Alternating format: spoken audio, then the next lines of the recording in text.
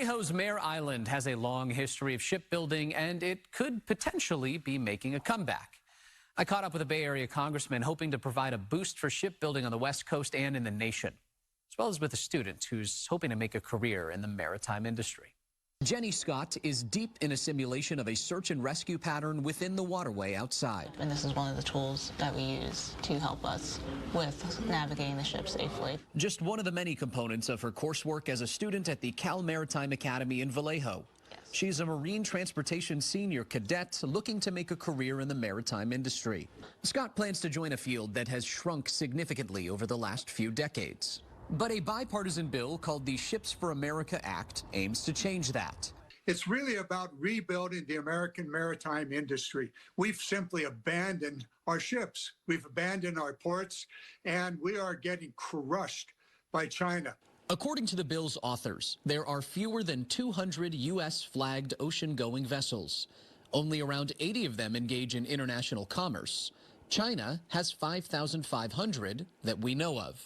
When it comes to shipbuilding, there are 20 shipbuilders in the United States that are capable of building ocean-going vessels.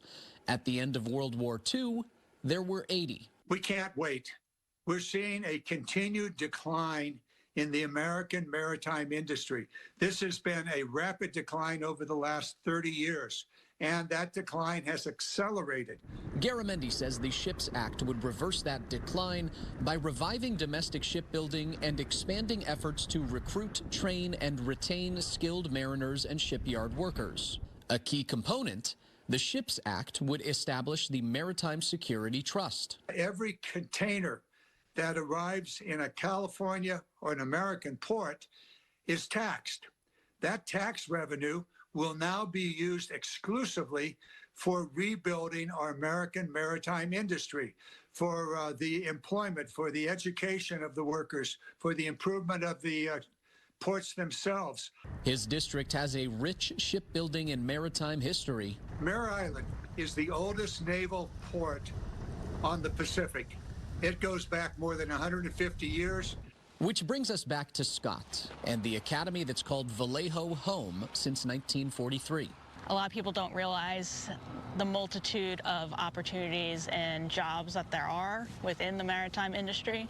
She is eager to begin her career on the water, helping safely transport a particular kind of cargo. Because a cruise ship, the cargo, to put it in broad terms, is the passengers versus... And perhaps on a voyage in the not-so-distant future, it'll be more likely she'll come across more U.S.-flagged ships, thanks to a bipartisan effort in 2025.